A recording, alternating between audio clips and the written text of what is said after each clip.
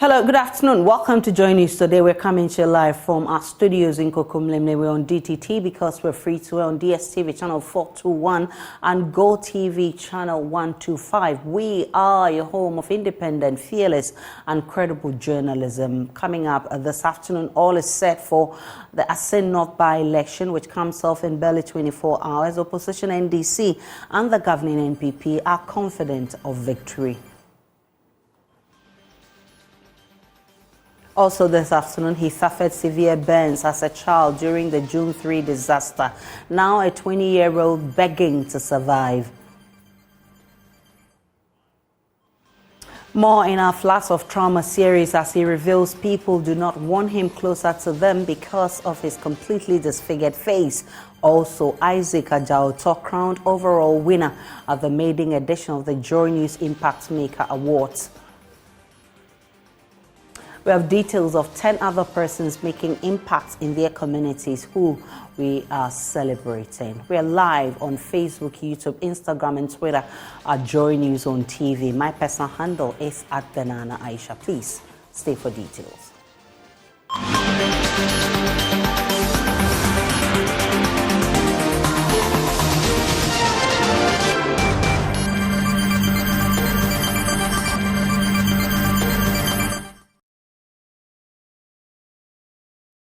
Many thanks for choosing us. Joy News is live in Assin North, where both the NPP and the NDC are eagerly anticipating victory.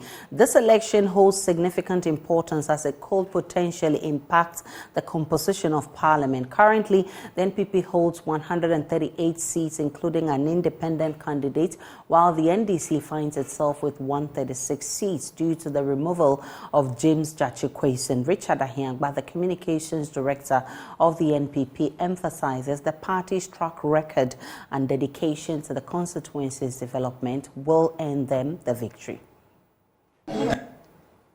Given the practical things we have done, even though the constituency didn't have effective representation in Parliament, our promise of development has been delivered and we are committed to doing more, and that is the basis for which the people are voting for us tomorrow. All right, so fill me in the internal polls that MPP has conducted that points to the fact that the party will be winning the Assin North constituency by-election.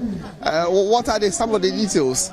Well, essentially, there is a broad stroke. I think it's not meant to be released, but I can tell you that the MPP is leading in excess of 6 points ahead of the NDC based on what I have seen. And so, given that, I can tell you that tomorrow will be a confirmation of those polls. And I'm at peace with what we have seen, and the interaction with the people suggests that the New Patriotic Party will win tomorrow. Because simply, I think even on the back of what we have done and our message, you saw in this constituency that the NDC didn't come here with a message. They didn't come here to try and win this election on the basis of interactive democracy. They came here to disrupt. They came here to just do propaganda and muddy the waters and make government look bad. That's not a message. That's not a promise to anybody.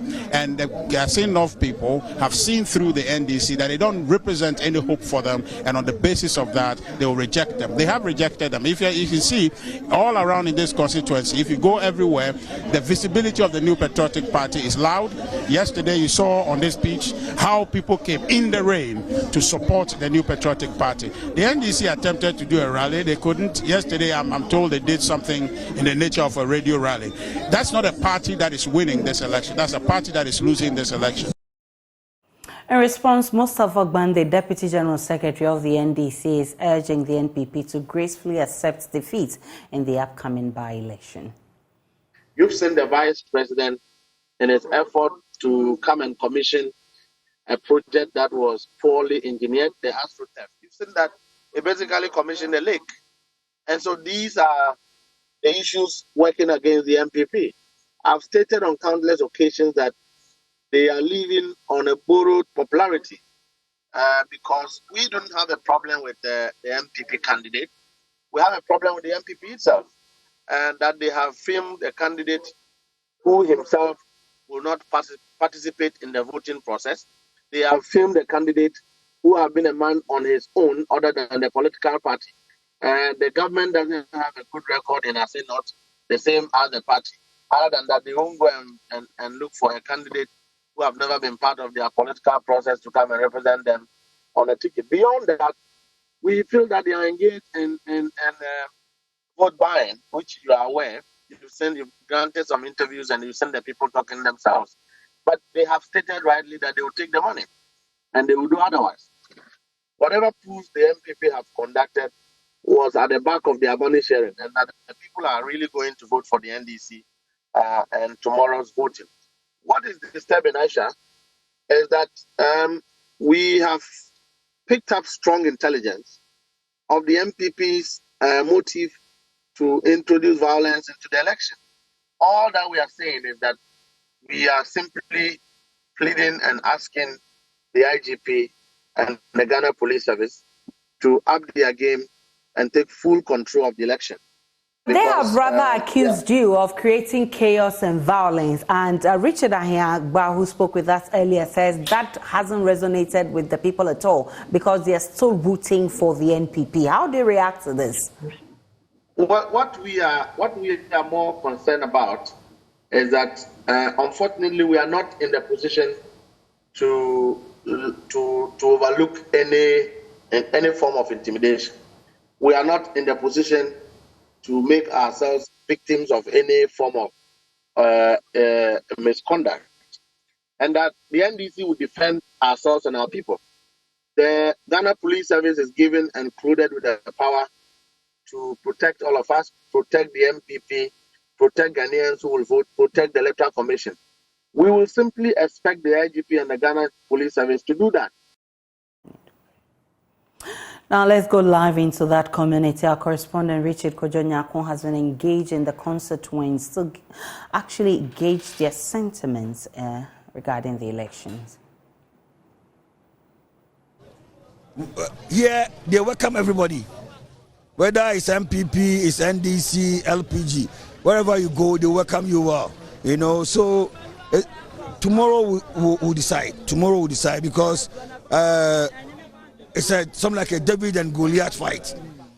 We are the David, and both parties are the Goliaths. Do you consider your candidate a leading contender in this race? Yes, she'll win.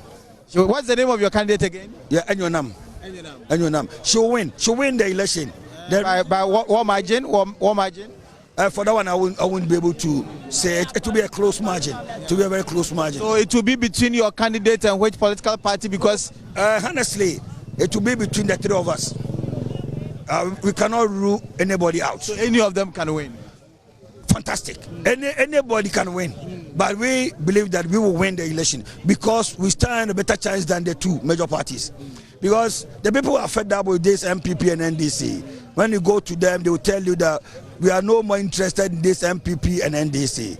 So you shouldn't be surprised that when the elections, the results started trickling, then you hear that LPG is winning. Nam has won some polling stations. I can't imagine the kind of party you would throw in this constituency. Oh, for that one, God, you don't need any body to tell you what will happen here. Thank you very much. It will be a jubilation all over the country because Ghanaians all over will now have the confidence that, hey, we too, we can change. We are looking forward to seeing your candidate in Parliament in the next week, right? Okay, all right, thank you. So I've got this gentleman here. Now, Cecia, the ocean, the mean to me, put me as a one out to a man. Definitely, George Achukwesi out to a man. And then why year into to a George Achukwesi. Me pacho or you be a wasame bosse oba obebuan. If you say ya kwan yensuo me obi a me wakura me tuma ba obuaja na me obi a me nimpa oba me tie o me na me MPP ni pa but me tie no or you be a me to aba ne mana ebe.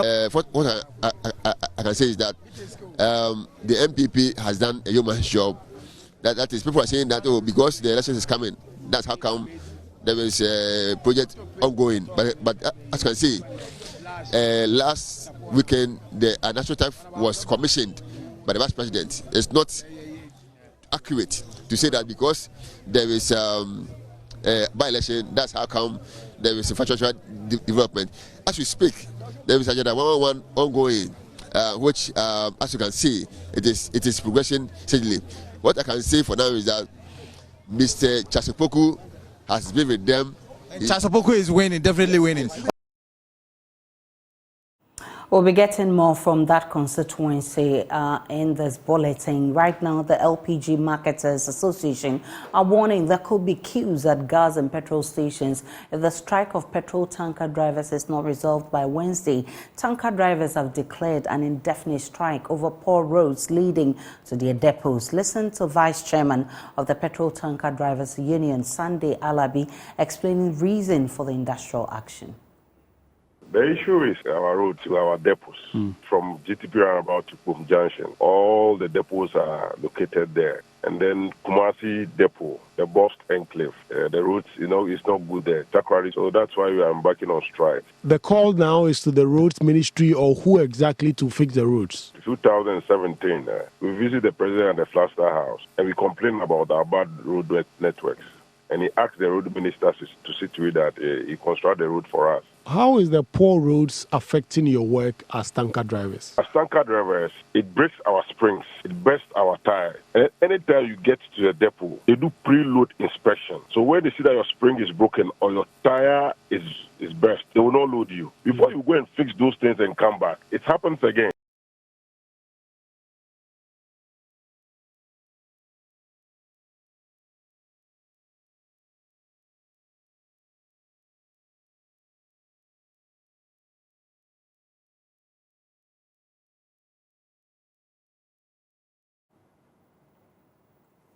The tanker drivers are warning of major safety issues for Tema and adjoining communities if the roads are not fixed immediately. 3/4, 2 or 3 trucks roll over on that road. Let's assume it is a tanker, a petroleum tanker or a gas tanker. And when there's a spillage and there's a fire, what will happen to Tema? The whole Tema will be bent. So when a depot catches fire right now, and it connects to that line, that means it's connecting to all the depots. And Tema the whole Tema will get bent, the whole Tema. We have trained our drivers to drive according to the condition of the road, but now they are tired. They have done their best. Our drivers have done their best from 2017 till now. Vice Chairman of the LPG Marketers Association, Gabriel Kumi, tells Joy News if the strike extends beyond Wednesday, there could be a complete shortage. The tanker drivers are part of the chain. They go to the depots and cut these products and send them to the various gas stations and the various fuel stations. So once they are not working, you can expect that whatever we have in our tanks will run down eventually. And once the supplies are not coming in, there will be shortage of LPG and shortage of diesel and petrol in town. If this is not averted immediately, and it's allowed to persist till Wednesday. By Wednesday, we'll start seeing some queues, various if we continue to have this movement of goods and services.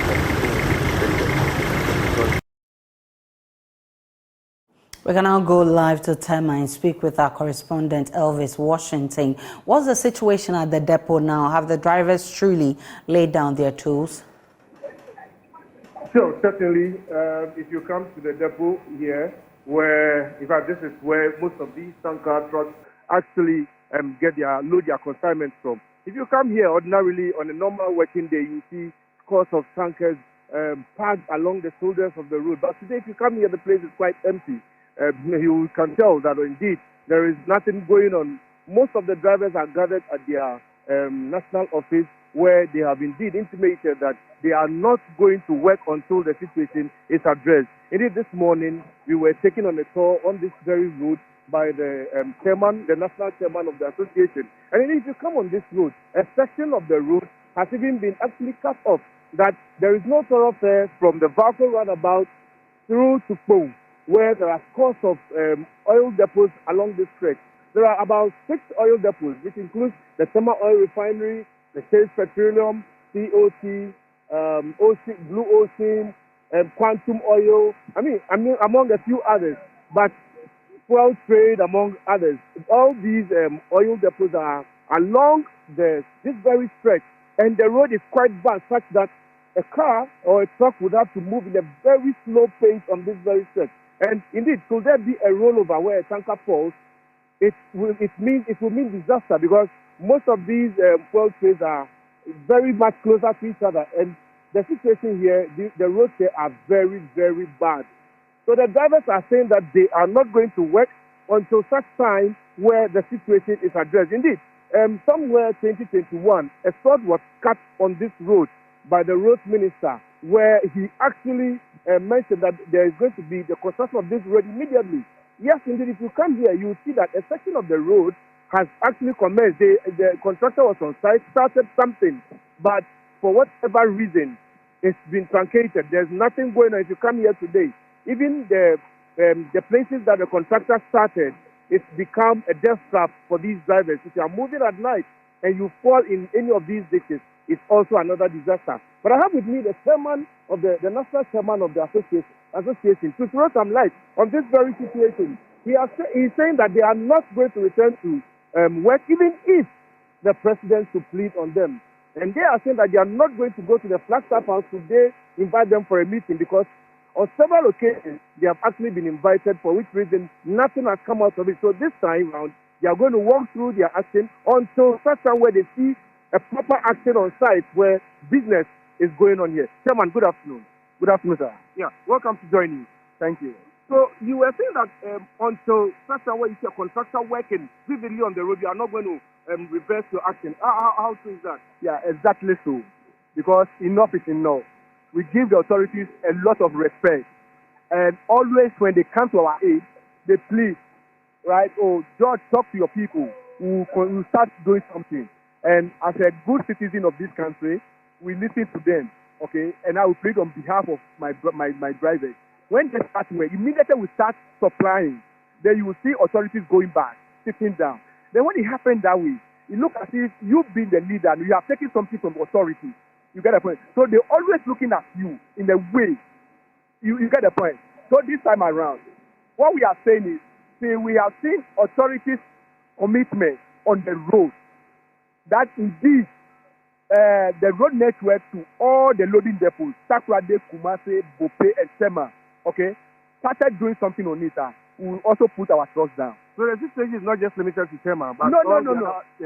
loading depots across the country. The same thing that you have seen in Sema here, the same road when you get to Takoradi, the same depot, and it's like they are not getting revenue.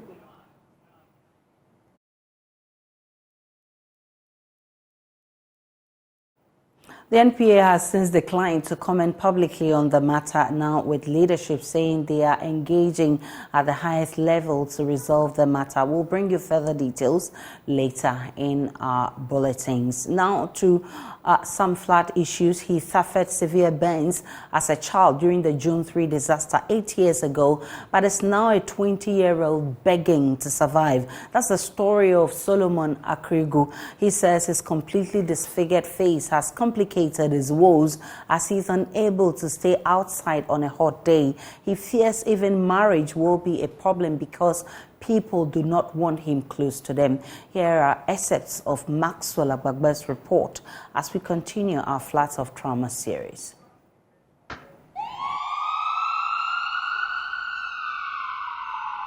It is the evening of June 3, 2015.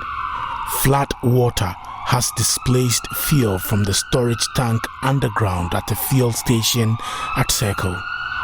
What we know is that a cigarette butt was dropped on the water, triggering a big explosion and a huge fireball that turned the skies orange. The flames continued to burn. Years old sitting in a room nearby. He suffered severe burns on his face. It completely disfigured him.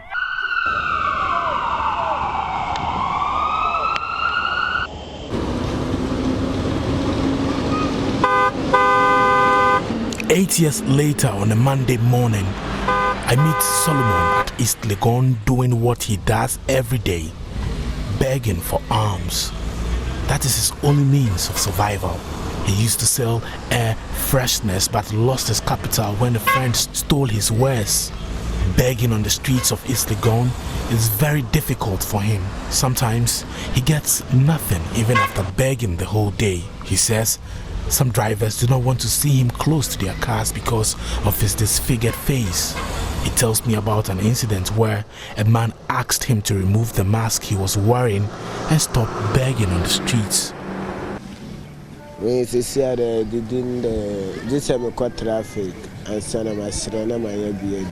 I only get food to eat when I go to the traffic light to beg for money.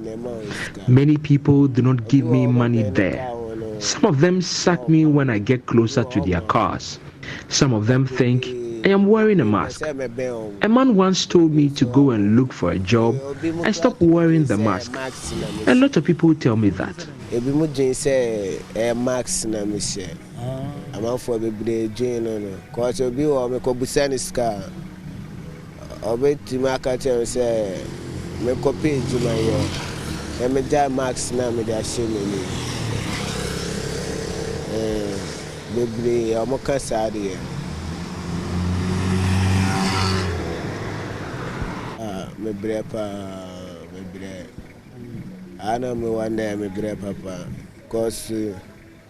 I am really suffering here. The hardship is real. I am always scared when it starts raining because I am homeless. I always sleep in front of shops because I do not have a place I call my home.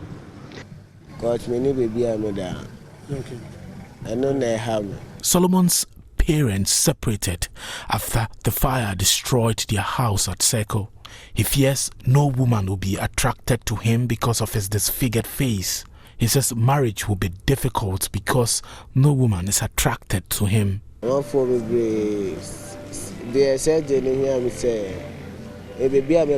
really need the surgery because I am experiencing a lot of stigmatization.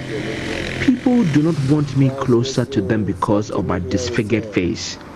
That's why I need the surgery. Because that will also help me get a woman to marry later in life. For now, no woman wants me. Even the drivers in cars find it difficult to give me money. Nobody wants me around.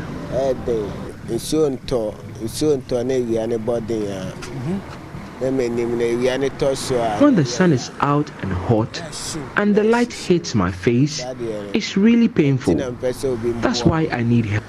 I can't touch it because blood will start oozing from my face if I do. So I go and hide in the shade until it's evening.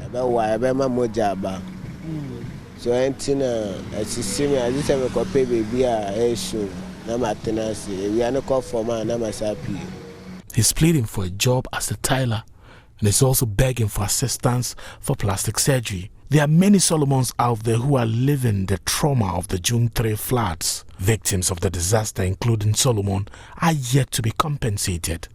Last year, the One Ghana movement reminded the government to do so. Yes, a member, Senyo Husi.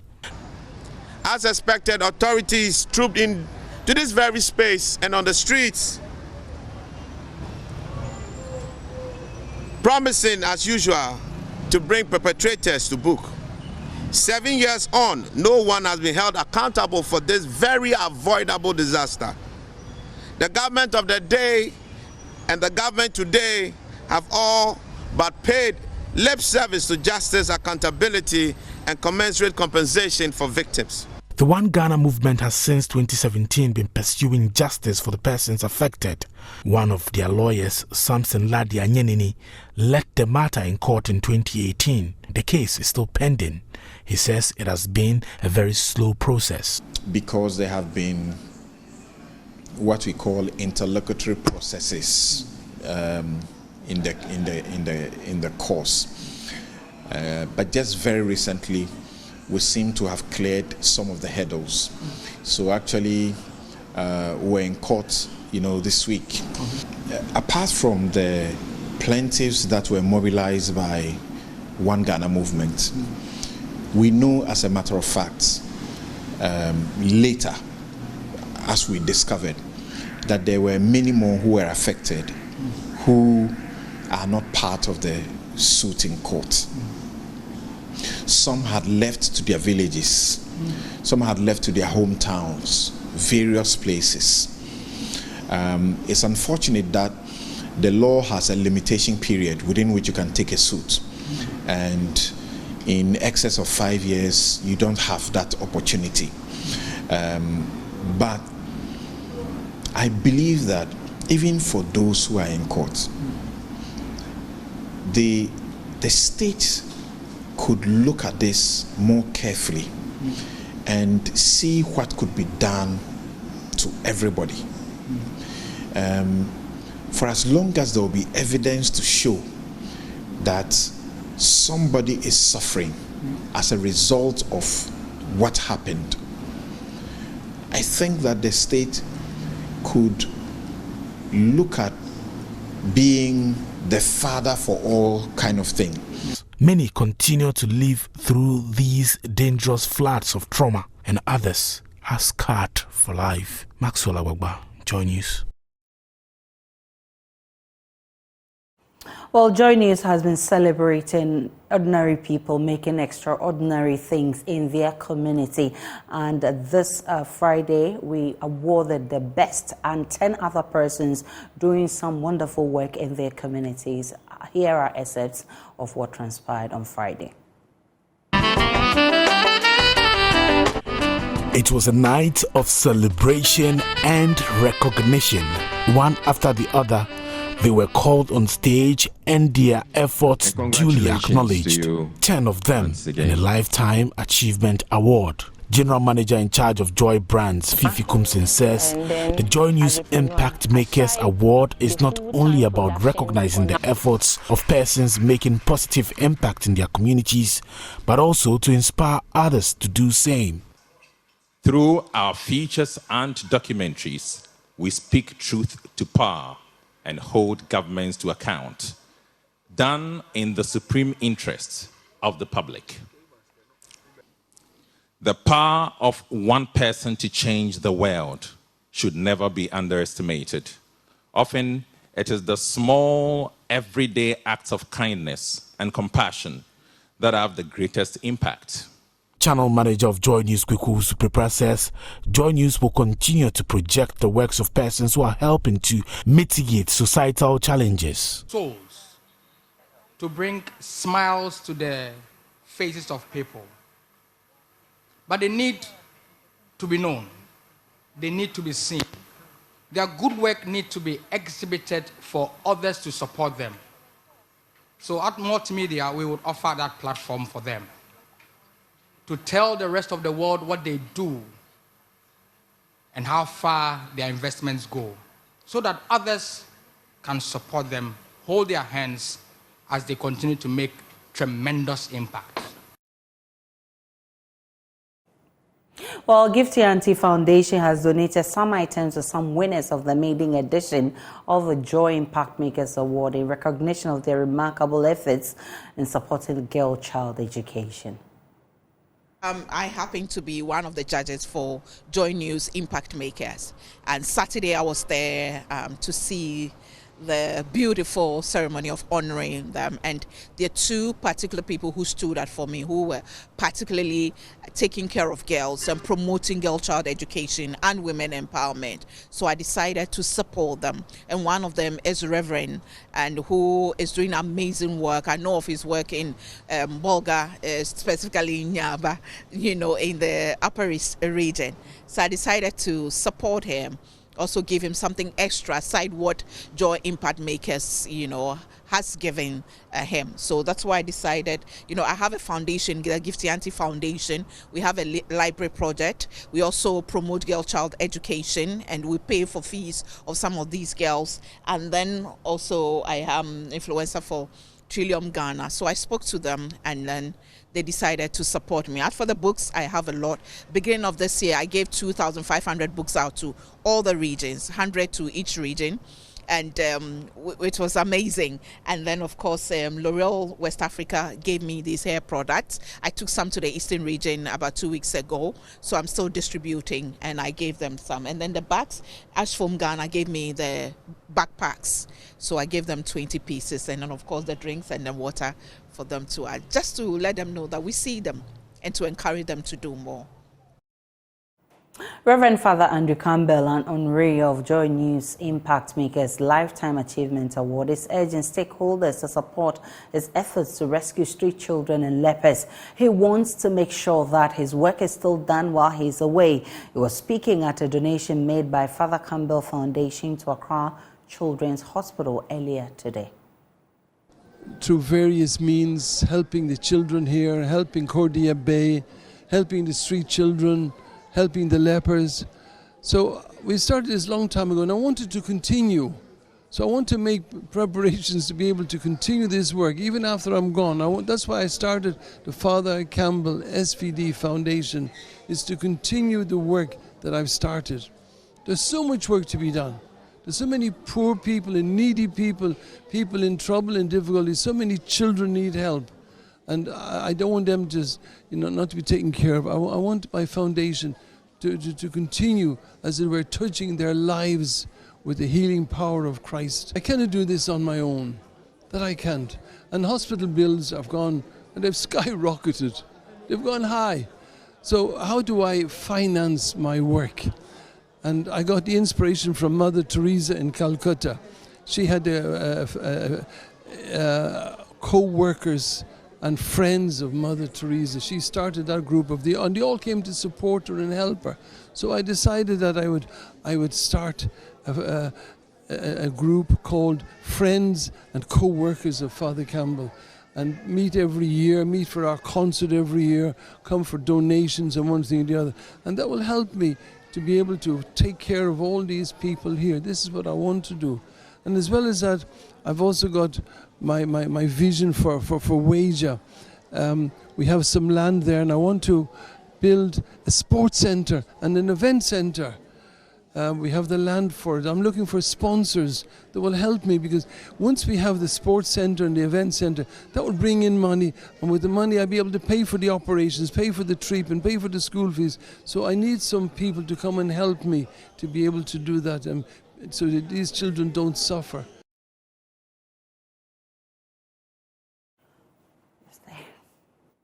Now, Kumasi Girls Senior High School have failed to qualify to the preliminary stage of the National Science and Maths Quiz Championship for the second year running. The girls, in a fierce contest with Armed Forces SHTS, could not keep up their momentum of matching up to their contender, as the students born of military resilience proved to be the formidable side. Unfortunately, Kumasi Girls Senior High School have been kicked out by Armed Forces. Unfortunately, they are not going to join us for the national championship. And as you can see, there's a lady right here crying. It's a bit solemn over here for the girls from Kumasi Girls. I can see you are all down, but I just need a word from you. What should we expect from you going forward?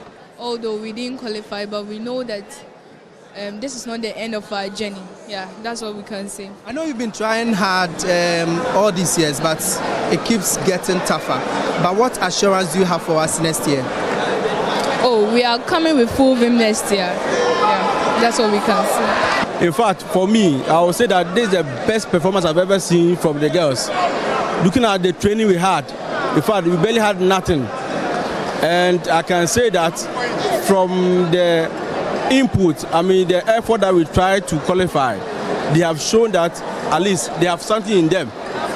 I'm thinking that coming next year, Kumasi Girls will be the top of the town.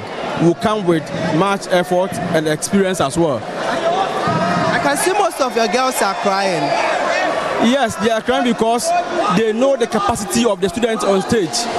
If we had gotten enough training and enough trials, would have done better than this. That's a teacher from Kumasi Girls. He's assuring us that even given the scores they had, Armed Forces beat them by some 6 points. But he's actually proud of the girls for coming this far, because they've tried so much all these years. But this time round, they've pushed a little bit harder, and they've got some 31 points to send back home. But we will try and engage with the boys from Armed Forces who just won their contest. We tried last year. We were consistent. Last year we couldn't qualify because lack of draw. Asantman was part of our team. We led up to last round and we lost it. But this year, I think we've come back stronger. I want to find out from you. You'll be meeting the likes of Prempeh College, Opokuwari during the regional championship. Yes, What do you have for them? Yeah, they should prepare for us. Yeah, by God's grace, we know we will succeed. No, but if we don't meet them, yeah, we are seeding this. They are meeting the hellfire. Excellent.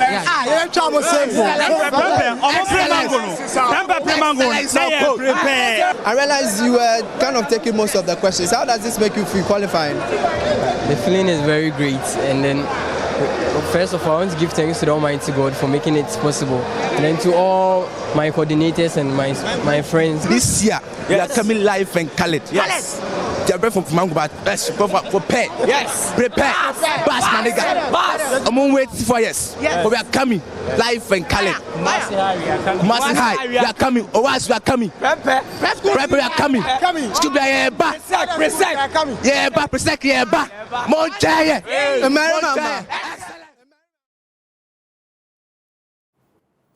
We'll take a break and we'll be bringing you business shortly.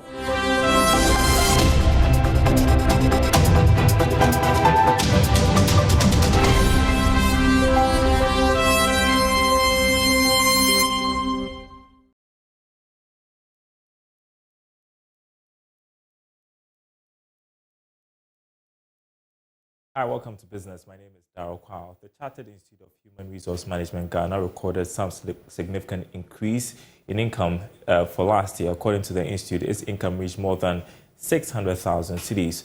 President Dr. Edward Kwapon says the institute is working to improve on its membership and deepen engagement with government. He was speaking at the 2022 annual general meeting of the institute.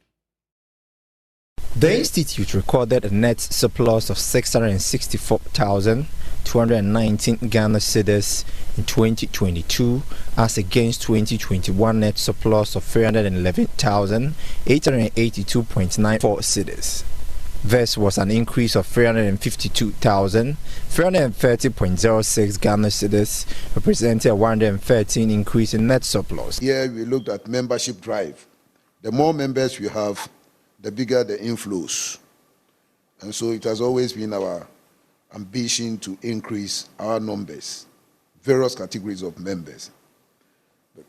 Members aside, we are also interested in the collection of fees, the subscription fee. Then we also launched the HR Complex Development Fund some years back, into which, upon appeal, you have been contributing generously towards. On his part, Chief Human Resource Manager at AT Ghana, Eric Adadivo, urged companies to be transparent in communication with their employees. Just maybe we may not be running at full capacity for production outlets, for example, because demand has gone down. If that is the case, we'll encourage our employees to make sure that they fill those empty spaces that they may not be busy, that they may not be doing overtime, with some personal development interventions. You should build your skills. Beyond that, they should also put themselves up if there is a need to do any cross-functional work, because in that you build your skills. One of the greatest opportunities to build your skills is on the job. So therefore, if there is a project going on in marketing, in finance, or wherever, you want to put up your hand. Let's encourage them to do that, because when they do, you build your muscles and you increase your market value. The annual general meeting was under the theme Managing Expectations of Employees in the Current Economic Dispensation, the HR Perspective. Now, Access Bank Ghana PLC says it will continue with its agenda to promote business growth in all sectors of the economy. According to Managing Director Midday Olatunji, the bank is offering business solutions to customers to expand the operations. He was speaking at a signing event with Alliance Insurance and VW Universal Motors.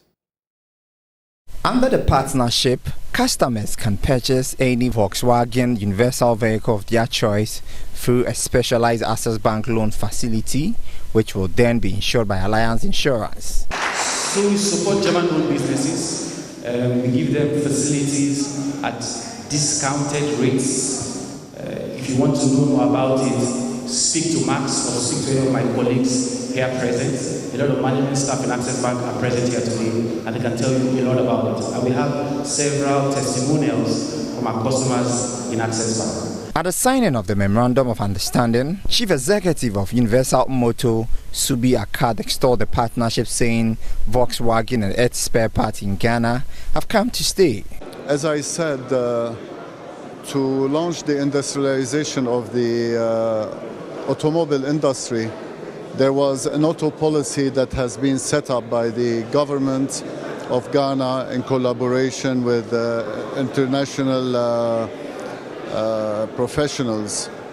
And this auto policy included the implementation of the assembly plant that can come under three levels. You have the SKD, which is the semi-knockdown. You have the MKD or DKD, which is enhanced knockdown, and then you have the CKD, which is total knockdown. On his part, the Chief Executive of Alliance Ghana Insurance Limited, Mr. Abubakar Diaw, noted that its outfit is a global insurance brand that is geared towards the best premium quality insurance and protection policy for Ghanaians and motorists through this policy. Our purpose as an insurance company is to secure your future. And we do this by caring about the needs of our partners, customers, and employees, and ensuring that we keep what is important to you protected. The collaboration will enable Ghanaians to have an affordable payment plan, making the dream of owning a Volkswagen vehicle a reality for many aspiring motorists.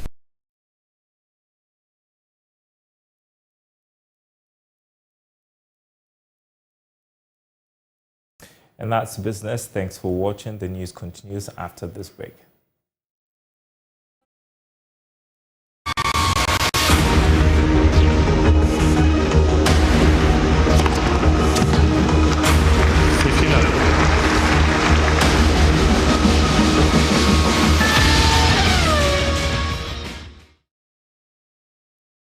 It's time for sports. My name is Haruna Mubarak. Now, former Vice President of the GFA, George Afriyie, has promised to make Ghana's national teams formidable and run an association devoid of friends and cronies if elected. Afriyie is back to contest for the airface presidential seat after losing the last election in 2019 to current boss Ketu Kreku, whose mandate ends in October this year. Need to move on from repetitive mistakes towards a more practical approach to solving problems. In these challenging times, I come in as a beacon of hope, believing in the immense potential of Ghana football to rise above adversities. I offer a vision for future where our national teams will continuously compete at the highest level. Our local clubs and the leagues will thrive, and our young talents are given equal opportunities they deserve. With perseverance and strong leadership as our guiding light, we will inspire generation, rekindle the enthusiasm and the pride that Ghana football is known for. Competence is the foundation upon which success is built. Therefore, with my vast experience and deep knowledge of Ghana football, including but not limited to serving as the chairman of the National Juvenile Committee, chairman of the National Under-20, chairman of the Black Star Management Committee, and the vice president of Ghana Football Association. To the ongoing Under-23 Cup of Nations, and Black Meteors head coach Ibrahim Tanko has assured that his side will be prepared for the second game against host Morocco. Ghana recorded a win in a 5-goal encounter against Congo, but the 2 goals conceded in injury time did not sit well with the technical team. Tanko described it as unacceptable and hopes to resolve the problem before the next match.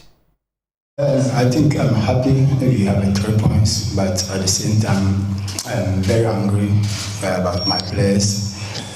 And to receive 2 goals after 90 minutes is unacceptable. But I mean, we have to do the changes. Our centre back is feeling tired, and Snellman is also feeling tired. We have only two days to play the next game, so I think the 3 points is important, but the 2 goals we received is unacceptable. And some of the players are tired, and we have 2 days to play the next game. Yeah, it's unacceptable because the body language of. That's your sports here on JN Today. My name is Haruna Mubarak. Up next is World News. Good afternoon. Welcome to Showbiz here on Joy News Today. Now, gospel musician Joe Mettl's annual Praise Reloaded came off at the Oil Dome at the weekend. Patrons present were thrilled and served with heartfelt gospel songs, drawing them closer to God. There's more in this report.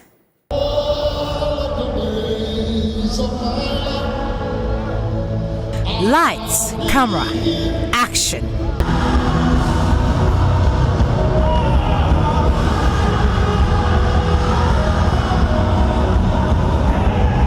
This is not your regular scene in this movie. This is Praise Reloaded by gospel minister Joe Mettle. An atmosphere of worship, praise and thanksgiving was present and felt as musicians built for the event took to the Oil Dome stage. Sisi Chum.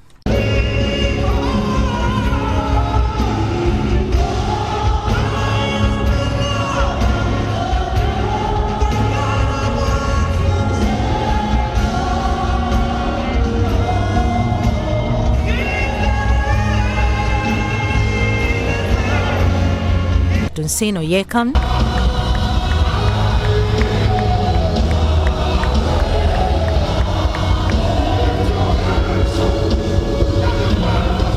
Pastor Shadrach took their turns to lead patrons into the wonderful presence of God. And now the man of the moment, Joe Mettle.